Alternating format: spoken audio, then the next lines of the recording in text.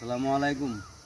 বাংলাদেশ বিনিয়োগ উন্নয়ন বিটা নির্বাহী চেয়ারম্যান স্যারের কাছে আমার আকুল আবেদন, অবহেলিত বালি থেকে খনিজ সম্পদ আলাদা করার জন্য আমাদের পরিকল্পিত উপায়ে টেকসই আবিষ্কারকৃত সেটের মাধ্যমে দেশ ও জাতির সম্পদ আহরণ করার স্বার্থে 2005 সালে বুয়েটের বস্তু ও ধাতব বিভাগীয় প্রধান ডক্টর কাইনেসের মাধ্যমে মেজর একসই করানো হয়েছে। এর মধ্যে রয়েছে জিলকন, রুটাইল, ইলমেটাল, ম্যাগনেটাল, গ্যানেট, মোনাজট, কার্বোডাইস, নিউক্লিন, রাসায়নিক প্রযুক্তি, পারমাণবিক প্রযুক্তি, ইউরেনিয়াম, চুল্লি ও বিমানে ব্যবহৃত থাকে।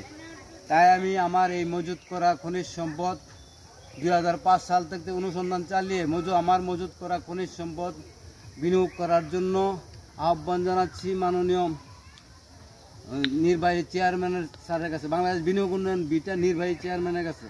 এই খনিজ সম্পদ বিনিয়োগ করতে পারলে আমাদের দেশ ও জাতিকে এক ধাপ এগিয়ে নিয়ে যাওয়া সম্ভব।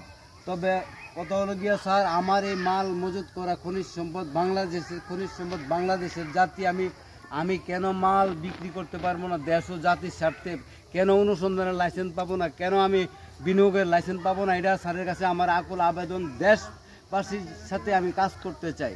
আমার কাজ করার জন্য কোনো বাধা বিঘ্ন যাতে না থাকে, আমার এই মাল বিনিয়োগ করার জন্য এই উপাদান যাতে কিন্তু বিনিয়োগকারী করার জন্য যদি বাধা না থাকে, এই কারণে আমার আকুল আবেদন আমি জানাচ্ছি। আসসালামু আলাইকুম।